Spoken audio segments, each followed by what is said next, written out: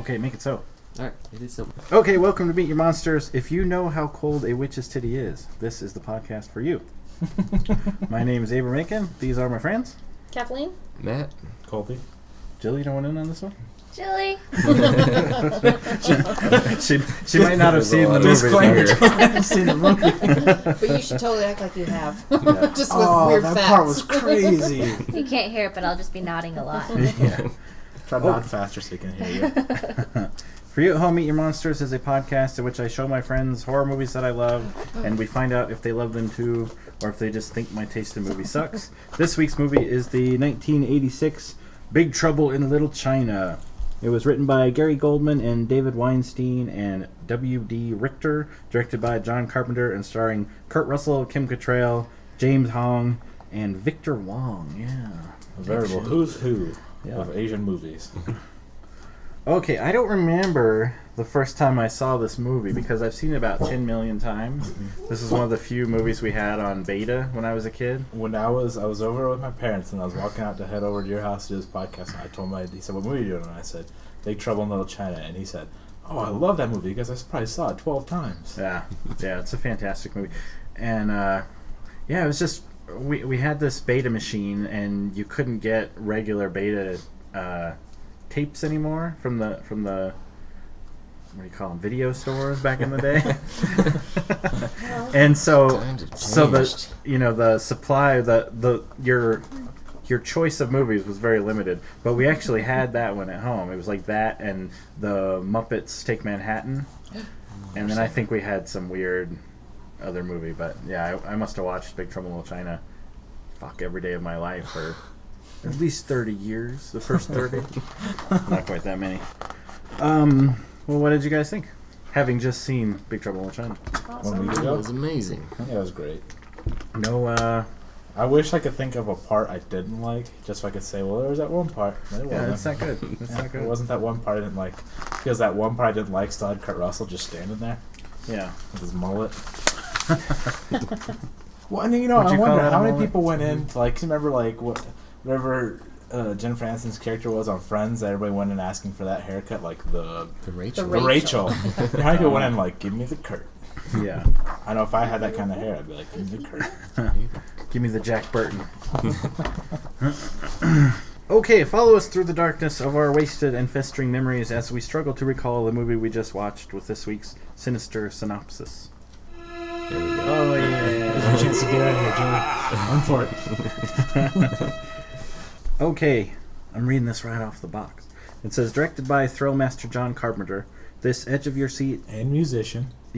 adventure stars Kurt Russell as Jack Burton, a tough-talking, wisecracking truck driver whose humdrum life on the road takes a sudden supernatural tailspin when his friend's fiancée is kidnapped. Speedy. Oh, I thought you were done. You're done. Yeah, that about sums it Yeah, up. whatever. We'll take it. The rest of you can watch this movie and read it off the box you fucking sell. The girls get kidnapped from an evil ghost. They got to get them back. That's It about the doesn't gist. really matter anyway, because I watched the whole thing not understanding the plot at all. Why? Like, I It was just a didn't little get it. confusing. I guess the airport scene was really confusing. I didn't understand what was happening there. I'm like, who's this other Asian chick? And how does she play into this? I even read the synopsis, and the beginning is a mystery. Well, what do you mean? Well, they kidnapped both of them. Why'd they kidnap both of them? Yeah, why? I don't Okay, know. it was The pretty other one just racist of them to there? think that they both look so similar that they kidnapped them. No, they weren't trying. They weren't trying to kidnap Wang's girlfriend. They just took her because she was there. They were. But they needed were a green-eyed there. Asian. It's No, not no, just no. any When they Asian. found out she was green-eyed. No, you guys are getting it all messed up. Okay, Okay, those so guys were kidnapping women to work in that brothel. Because if you remember, the lightning guy comes down and he takes the green-eyed girl from the brothel. They just happened to be there. Yeah, okay. so they All right. it just happened to be. Oh, okay, that makes sense. Yeah. All right, I get it. So they're kidnapping girls to do like sex trafficking, and then, because she had green eyes, the lightning guy, I think his name actually was Lightning, or Yeah, something. it was Like- it was lightning, and the other two were Thunder and rain, wind or something. Yeah, I said rain, goddammit. yeah, it could be. Yeah, very. Can we call him Raiden? He was fucking Raiden. Yeah. Okay, so yeah, that's what happened at the beginning. Was they were stealing girls to work do sex trafficking, and then so they rescued that original girl that got kidnapped from the airport. She was in Gracie Law's apartment afterwards. Yeah. But Wang's girlfriend, and then later Gracie herself got taken because of the green eyes. That emerald green eyes. Now the fun starts with everyone's favorite pieces and parts. They're all so awesome. The big rumble scene was awesome. Yeah, I was gonna say I like when they're just sitting in the truck watching everybody fight. They're just Got like, the oh knife no, out. oh The thing damn. I noticed about 80s movies is there's always, like, when they had weapons, there's always one dude that had the gun. And even as a little kid, I thought, like, I would just send that one guy with the gun. Like, you can take them all. They've got bats and shit. Just shoot them. Just stand we'll in wait for you front back here. Yeah. It was still pretty awesome. And I'm pretty sure some of the guys were just white guys with shitty mustaches, like, trying to look Chinese, but they weren't actually Chinese. Yeah. Like I was saying, I like the part when they get Egg Shin and they're trying to get back in and they have to go underground and they're walking through the weird catacombs of Under China and there's monsters and that weird thing with all the eyeballs. Yeah. That shit was cool. That shit was awesome. Yeah. I'd say the best part of the whole movie, though, the one that really topped it for me, was when he threw his knife at the guy and missed. Mm-hmm. And then he threw his knife back, and Kurt Russell caught it and then threw it again and hit him right in the middle of the forehead with it. Yeah, that was cool. Fucking awesome. Probably the coolest scene in movie history, if we're being honest. Of all time? Because it had knife throwing, Kurt Russell. And that's all That's I it. need. That's it. And really, any one of those would put it right up there. Yeah. What about you, Kathleen? The truck scene where they're watching every gang come out and rumble. That's funny because that was the very beginning of the movie. Yeah. It started strong. I did think it was weird. They just started shooting those like the big samurai guys when they appeared. They just like were like, oh shit, and started shooting them. And I was like, wait, they might be your friend. And I wish that gangs today each had their own like I'm the gang and we all wear like a red chef's hat. Signature outfit. Yeah. Yeah. like Like the Warriors Warriors. and the baseball. Because like I Furies. mean I don't know how true to life the Wire is, but they all dressed alike in the Wire. You couldn't tell one gang from the other one. You know? Yeah. And that seems like modern gangs. It was like hoodies and jeans. Yeah. Yeah. Yeah. No cool sunglasses. Like if I was in a nothing. gang, there'd Yeah. be sparkles somewhere. Berets, maybe. Lots of rhinestones. What would the name of your gang be? I don't know. Can't put me on the spot like that. Oh, well, think about it. If it comes The to Coupe de Villes. And like I would admit it. Oh yeah, you Air. don't want to go away. I actually had a gang when I was a kid. It was called the Black Fang, And it was just you. and no, it was me and another guy, and we would write Black Fang under bridges. We were pretty hardcore. Black Fang. And what, did you Erase have it spray afterwards. paint or was it like Crayola? Chalk, man. We didn't want to leave a permanent mark. Like, cops up your bed. You kids better wash it off. You're like, yes, sir. Yeah, pretty much. Yeah, I got it from an episode of the Batman animated series because there was a guy who knew Kibana Hoko, the Way of the Fang, which was the death touch. And I was like, Black Fang, oh yeah. You know, I wrote on one of my notes here that I'd make a terrible henchman, and I can't remember why I'd make a terrible henchman.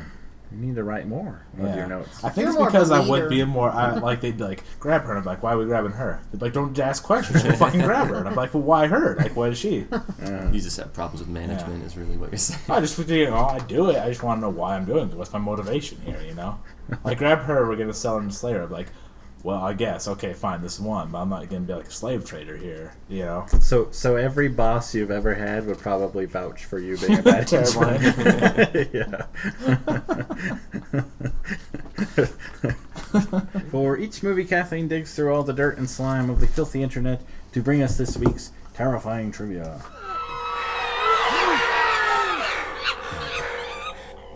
Alright, Kurt Russell was suffering from the flu during the filming. Therefore, every scene in which he was sweating was Okay. actual sweat. I was going to say, because Man he sweat. was sweaty that He whole was. movie, and now that makes sense. Every Like, scene. yeah. He was sick. Couldn't they have waited a week for Nope. him to get over the flu? Nope. No, they had to get this movie out before This is an The Golden emergency, Child. I like the Golden Child. And then, according to John Carpenter and Kurt Russell in the DVD commentary, this story was originally written as a Western. Instead of his truck being stolen, it was his horse. Oh. Yeah, I like that they went modern day with this truck being stolen. me too. But you know, I've never seen a cool, like, horror Western. Wouldn't that be cool? I feel like there's a lot of creepy shit that could go down. Oh, Jonah Hex after didn't this do is it for over. you? Cowboys and Aliens? But that wasn't so much horror as sci-fi, but I did enjoy it. So it'd be a Colby and see A it. production. We'll come up with a plot after this. The Haunted Horse. Well, that was like when the scenes when he was talking to his CB and saying all that funny shit. Like, what would you do? Like yelling at the mountains, like, "Hey guys, That's true. tell them the check's in the mail." All right, and then the only piece of trivia that matters: Al Liori, who played the Wing Kong Hatchet Man. Oh, yeah. You at the time referred to him as the guy who was the 80s thug in every movie. He was also Genghis Khan in Bill and Ted's Excellent Adventure. Oh, no shit. Now, I might be racist, but wasn't he in one of the Foot in the Ninja Turtles movies?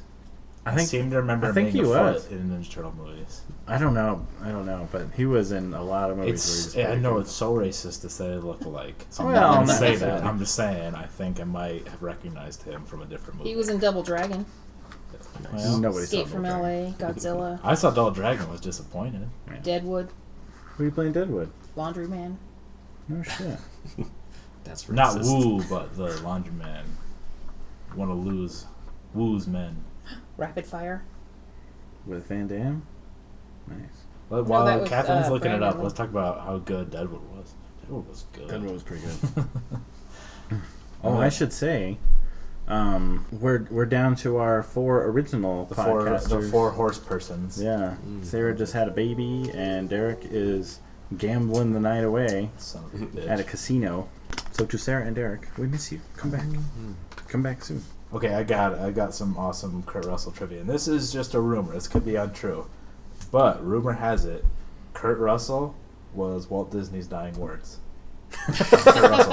Now, I'm not making that up. That's a true thing. And it said because he had just hired him, and he knew he was going to be this big star. And you know how people, like, in their last moments just kind of ramble? And they said the last thing he said before he went out was Kurt Russell. I saw that Disney movie that he was in, The Barefoot Yeah. Executive. Yeah. And where he befriends a chimp that can tell which TV shows are going to be popular and stay Yeah, in and the air. when he discovered him, he knew he was going to be a big star, and so I guess he was just really hyped on him, and like on his deathbed, he said Kurt Russell, and then went off. And then they put his head in cryostasis. And No. For all those listening, cryogenic freezing doesn't work. That you know of. I have some Kurt Russell trivia as well. On the poster that Drew Struzan painted, you see real big is Kurt Russell holding his gun at the beginning. That was Drew Struzan's body. He took a picture of himself and painted, and then he just painted Kurt Russell's head on. So Drew Struzan's in really good shape. That ripped? I've done that too, guys. It's funny because I watched the documentary today, and after he said that about him, he goes, "I was younger." I'm sure he did whatever he wanted to do to make it look like Kurt Russell's body. It brings the question: How much do you guys think Kurt Russell could bench press? I'd say easily over 200. Like now? Nowadays, maybe not. He's back in he's the a little day? older, but in his Yeah. Big Trouble in Little China, I'm saying at least over 200. Oh, yeah, at pounds. least 200. I could see that. Sure. I bet like 1,000. Yeah. In fact, what if Kurt Russell and Chuck Norris were on opposite sides of the earth doing push-ups? They would just push it back and forth. I think Kurt Russell would kick Chuck Norris's ass Whoa. into the stratosphere. Wow. I don't give a shit what anybody thinks about That's Chuck big name. Norris. I definitely prefer Kurt Russell to Chuck Norris, but that's a bold statement nonetheless. Was Chuck Norris an Overboard? I think not. He was not. You know, actually, He was in Sidekicks. my first Kurt Russell movie as a kid. First movie time I saw Kurt Russell was in Overboard. He was pretty badass in that one. He's pretty badass all the time. He was Snake Plissken after all. Did anybody see? It's like used cars or used car winning. I Oh, had a piece no. of trivia, but I have never seen the movie that he was in. It was like a prior one. Oh. Used cars, where he's like a car salesman. Mm-mm. Oh, well, the outfit he wore all through that was the same outfit he wore in this when he went into the brothel. Oh, that nerdy get up. Yeah. That's cool. Hey, you got a piece of trivia from that scene, Abe? What? The scene when he's... Oh, yeah. John Carpenter said that was the closest he ever got to doing comedy. You guys also forgot the piece of trivia that John Carpenter did the theme with his band. Oh, nobody cared. Let's just all say that thank God he's a much better director than he is a musician. Oh, I did happen to read today that this was the it only made like 11 million and it cost 20 million. So I guess it kind of disillusioned John Carpenter. He stopped making Hollywood movies and he just went back to indie movies. Oh, really? After this, and it didn't do well theatrically, but of course it got really huge later on video and it's still. I wonder why it didn't do so well at the box office. I don't know. It's because I was alive. Not enough people saw that Drew Struzan poster. And how do you advertise that kind of movie?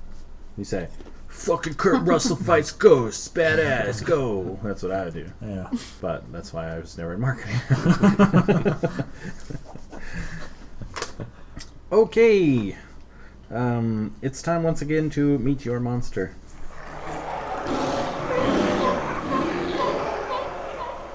Remind me his name again? Jack Burton? No. Lopan? Lopan, yeah, Lopan. Yeah. Okay, so the monster was Lopan. Well, he was one of the monsters, but the main monster was Lopan. He was an ancient ghost from China.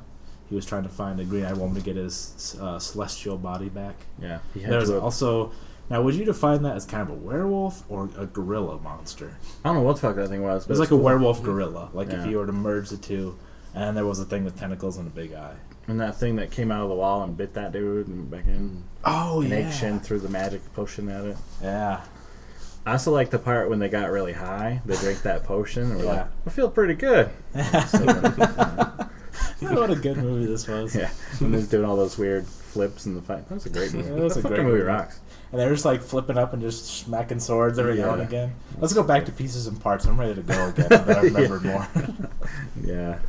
It's hard when we wait a week to recall these things. Yeah. It's very funny. When I always know when a movie's good because I only have like a page of notes because I'm so like, oh, what's gonna happen next? When like, so what did we do last? Like Deep Star 6, I had like 3 pages of notes, so I had time to be like, huh, that would have been funny. Yeah.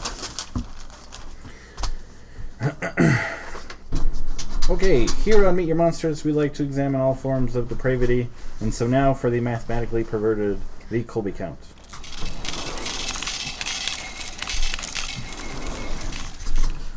So Big Trouble in Little China featured 0 boobs. Was it rated R? It must not have been. PG-13. Yeah, I thought so. So 0 boobs and 11 bodies. Only Probably more I know, I was bodies. going to say, because that IMDb gang said fight- 46.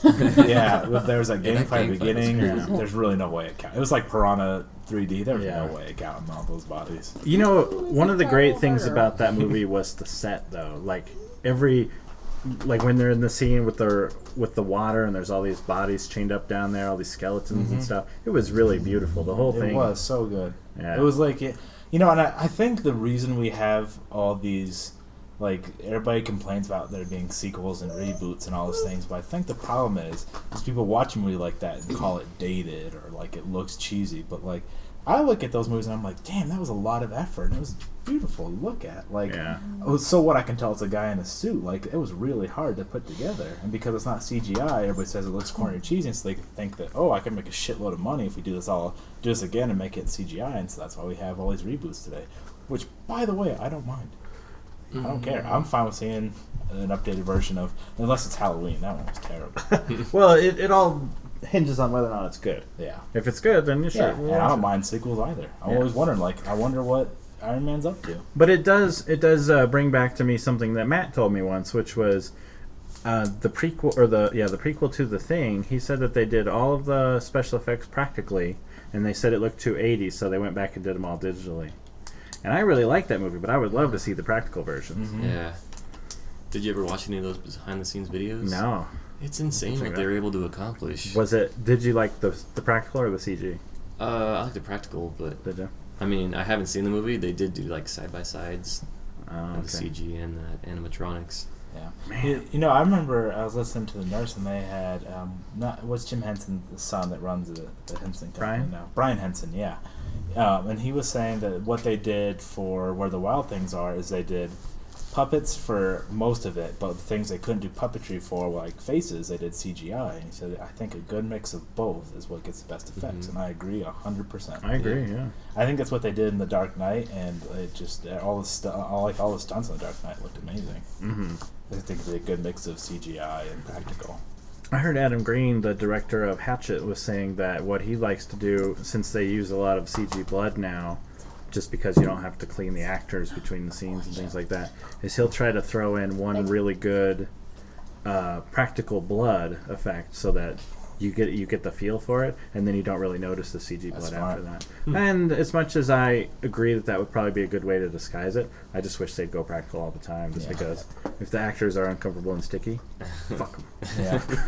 I know we're going way off course, but again, a funny story about that. I remember I was reading that while they were in production of No Country for Old Men, they were getting these huge bills from the effects team, and the Coen brothers were like, what the fuck's going on? So they went to the effects team and found out they had to use a really special type of blood for the scenes in the desert, because they said it had to not dry up in the sun and it had to not attract coyotes. So the things they were using was like $70 a pint or something like that. And remember that scene when they were all dead? There was just blood everywhere. So apparently it cost a ton of money to make that scene. Were they afraid of coyotes? Apparently. They couldn't get one guy with a gun out there? Or some guy to like be real loud and move his arms around. So what was the tally? 0 boobs? 11 bodies. 11 bodies. 11 main character. Are you going to check his math on this movie? Now, I will go and count. Jill, now if I'm correct, 0 minus 11. Is that 11? No, wait, Negative 11 minus 0. Yeah, I was like, But Now, what if if I IMDb add says 0? 44. What's that? 46. If IMDb says 46. IMDb said 46? That's what she said, yeah. Oh, well, why don't we just make the Kathleen's count then? God damn it. I'm just Why saying don't there's a we? discrepancy in the books. Fucking quit. But it is your birthday. count Happy everything. birthday. how many shoes I saw, how many hairdos I hated. Kathleen has crippling OCD. Now, what was the worst hairdo in Big Trouble in Little China? Kim Cattrall's? No, not Kim Cattrall's. Lopan's crazy get up. When he's all old and had a little Old sparse hair. Lopan. I don't know. I'd have to watch him again. It's hard to take her to movies because she's more like, you want to go to the movies? She's like, yes. What do you mean? Like the Mike? count from Sesame Cat. She's counting everything. Yeah. Okay. What is that weird? Train. Oh, train. I never even noticed. See, we're all off course without Sarah and Derek here to keep us on track. I know. I'm like, where's the filler talk? I should be able to be writing 10 more names then. Yeah. I'm like, where's the ruckus that usually blocks out all of the audio that we try to listen to later? And I guess Miles and Gertie are making up for it. Yeah, back there. providing that. That's good. Hours of effort and creativity go into making a movie, and there's always some asshole just waiting to shit on it. And so on behalf of the underappreciated horror filmmakers, we are here to take revenge with the critical critique. My God, they've all gone. Okay, here, I'm going to try out my best Derek impression. Here it goes. Okay, so here we got Roger Ebert. Perfect. This is the Roger Ebert. He said, special effects don't mean much unless we care about the characters who are surrounded by them. And in this movie, the characters often seem to exist only to fill up the foregrounds. Bullshit, Roger. Bullshit. I read the same thing, and yeah. And later on, he go on to say something similar, where he's like, "The special effects just overpowered the movie," and I'm like, "What's?" Yeah, cool. I'm happy. Like, what Did he not special see The effects? Matrix? It was great. Just like looking at it today, I don't see overpowering special effects. No. I see someone trying their hardest. You know what? I wonder how many of these shitty reviews were written by somebody who went in a bad mood. But yes, I thought I cared about all the characters in this movie. I thought they were awesome. Oh, I love the characters. I love the whole dynamic between Wang Really? and Jack. How they're To be honest, I think that's what made the movie. I mean, Oh, yeah. like, it was great. It was fun and great to look at. But like, the best part about it was like Jack was such a goofball and Wang was such a goofball and that Egg guy. Shin. Yeah. Yeah, that show was funny. I even liked the three storms. You know, the lightning. They And were stuff. They were awesome. cool. Little Yeah. doing all their weird karate down the aisle for Lopan's wedding and stuff. Yeah. It's crazy.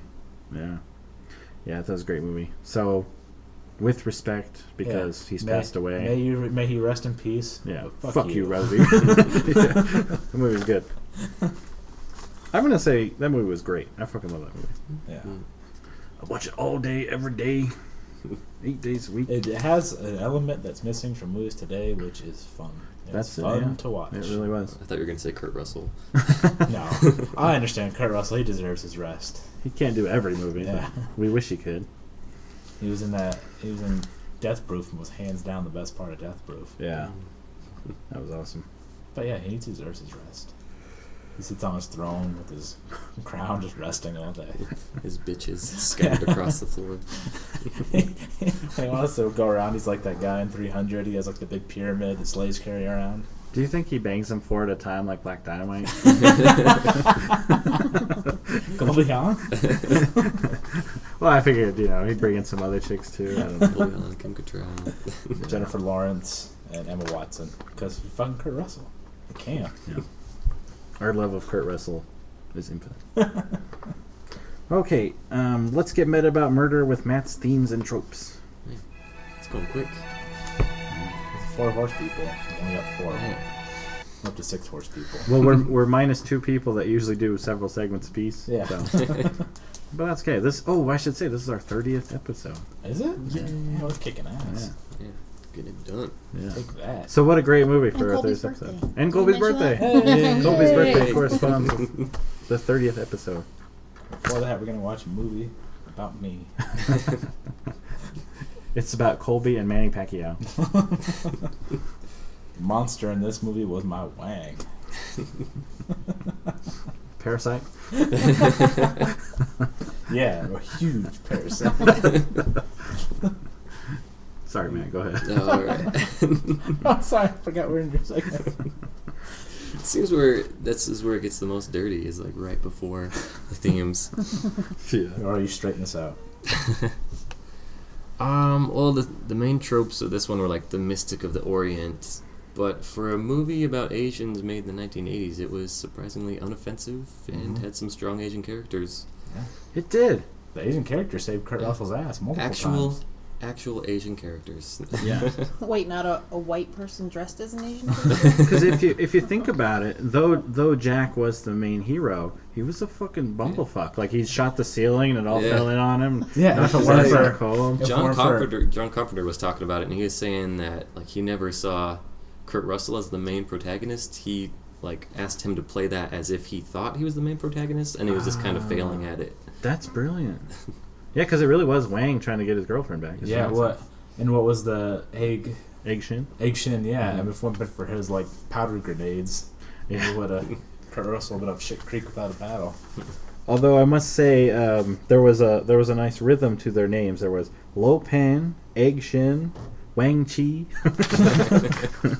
Yeah, and this was another one of those movies where another movie very similar came out in close proximity. Like I said before, they were kind of racing to get this one to the theaters before The Golden Child. And it's just one of those weird movie timestamps. And if you look back, I think the catalyst for this one was that the 1984 Summer Olympics were in China. Interesting. And then shortly after that, the FIFA World Cup was also in China. So China was just so we were on getting everybody's mind. Yeah, getting our China fix. Yeah. Yeah, Golden Child was a good movie too. I haven't seen it. It had like pretty much all the same Asian actors in it. Yeah. They were just, He was. I remember. Yeah, it had that. James Hong, or Yeah. what's his name? James That's Hong. it. Jason. So you think that maybe they released it at a shitty time? That's why it didn't do well at the box office. Like maybe it came out in like December or something. I don't know what happened. I really don't. It's a shame though, because it's a great fucking movie. Yeah, Yeah. They should do a sequel now with a roughened up Jack Burton. yeah. Nice. Yeah, I did come up And with a few ideas for sequels. And Yeah. his secret son, Shia LaBeouf. One of my sequels was Little Trouble in Big China, and it's where Jack goes to China and then loses his wallet at a restaurant and then finds it. It's a short film. So it's like a Little Trouble. But he punches somebody, right? Yeah. Wouldn't it be funny though if he went to China and went to like Little America Town, and in the sewer system there was like Native American spirits. Little Ronald Mary. Reagan popping out with the sword. That's awesome. Okay, in closing, to feed the sun god with junk food movie dialogue, we offer unto you the Quetzalcoatl.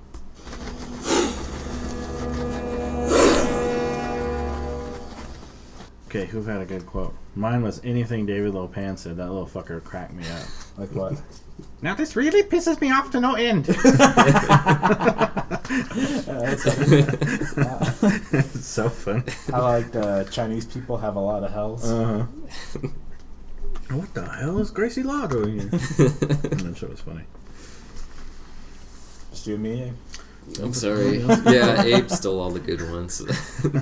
He took all of them. I Yeah. think. And he was his classic, indeed.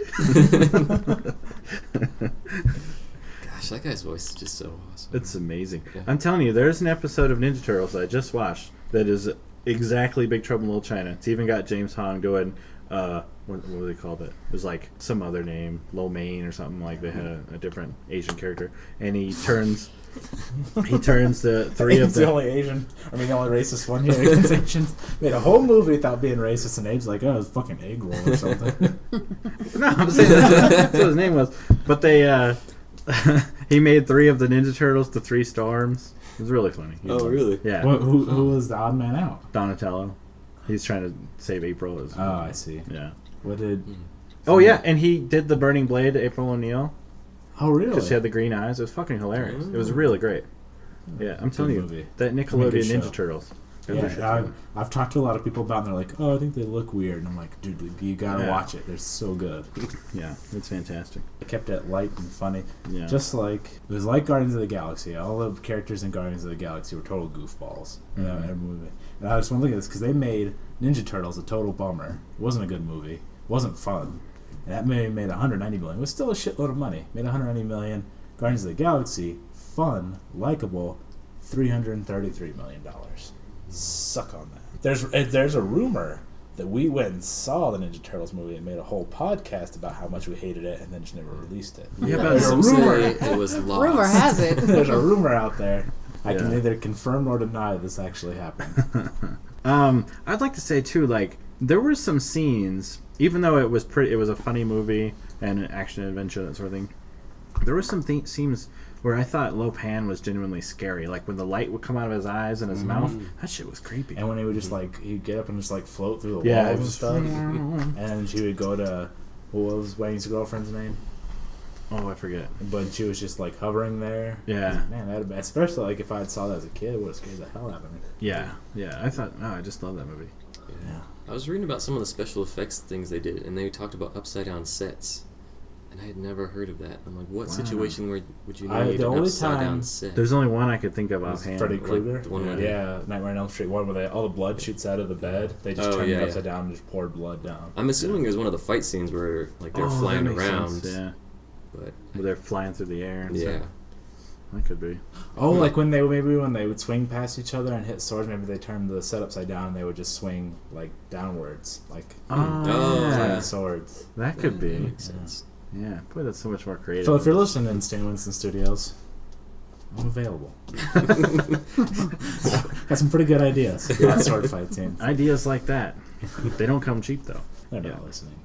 You know, it's strange. It's strange because it's a weird thought. But sometimes I watch this movie, and I get really depressed, and I think, I wonder when the last time I will ever watch this will be. Isn't that strange? I just like it so much. I think, I know I'm going to watch this 10, 20, 30 times more before I die. But sometimes I think about it. I'm like, man, I love it so much. I wonder when will be the last one that I watch it. Yeah. It's a dark. It is. It's a real bummer, right? Yeah. I think that's sometimes when I'm whacking it. When's the last time? And there's a lot more variables to that. My hand could get cut off. Uh-huh. I could be paralyzed. That's true, yeah. Yeah, so. I just hope one day I'm 1,000 years old, I'm all bald and in a wheelchair, and someone says, hey, you want to watch Big Trouble in Little China? And I'll go, indeed! That really pisses me off to no end. Yeah, makes you think, though. Okay, that is the end of Meet Your Monsters for this week. I feel like I had something else to say, but I can't think of it. Anybody else got anything? No. Jilly? Anything? Kathleen? She loves math. You got a math problem for her? That is Here's a fun math fact that Jilly found in her math research. The Alice in Wonderland is actually, was it kind of like a spoof or inspired by math? Do we really want to talk about it? We can. I'd like to know how. Well, the guy who wrote it was not really named Lewis Carroll. That was a pen name. I can't remember what his real name was, but he was a mathematician. And at the time, they were starting to get into imaginary numbers and less concrete things, and he really didn't like that movement. And so, like, all the whimsical, weird crap that's happening in Alice in Wonderland is, like, him expressing his opinions about where the math world is heading. And there's, like, specific scenes and specific things that happen in the book that you can point to, like, a change in mathematics that was happening at that time. That was, like, getting away from, like, what conservative mathematicians would be doing. It was interesting. What did the unicorn represent in math? Is there a unicorn in Alice in Wonderland? I believe so. Or, yeah, there was. Really? Because they said, she's like, I don't believe in unicorns. And the unicorn said, I'll believe in you if you believe in me. Huh. Oh, I'm sure that had something to do with, like, imaginary numbers. Yeah, maybe it was imaginary. Interesting. Oh, this podcast does take us some crazy places. We got 30 episodes. Like, so you do 30 episodes, Jack. Whoa, how are we? Why are you taking Jack? I couldn't think of anybody else that listens to it. Oh, because he's the Mom. only person we listen to. Yeah. He was out of line, Jack. We don't. I'm sorry, Jack. I didn't mean that. Yeah. I'm stressed out about this podcast. But I'm glad you brought him up. Because he'll, like, tip over his desk. Yeah, at work, he'll just come running down. And Tell that kid Kobe to fuck himself. yeah. Care if it is his birthday. Yeah. Also, Kid Colby should be your rap name. Kid Colby. I'll keep that in mind. Okay, that is the end of Meet Your Monsters for this week. Thanks to my friends for hanging out with me. That's you guys. Thanks for listening at home. Sorry, Jack. You didn't mean it. If you want to follow along, next week's movie will be... I'm going crazy with this one. Okay. Citizen Toxie. Whoa, that's like number 4 of the Toxic Avengers, isn't it? Yes, sir. The fourth sequel to Toxic? Yeah. What? Have any of you seen Citizen Toxie? I've never seen any of them. You are in for a treat. All right. Yeah. And Full circle. Bring it full circle.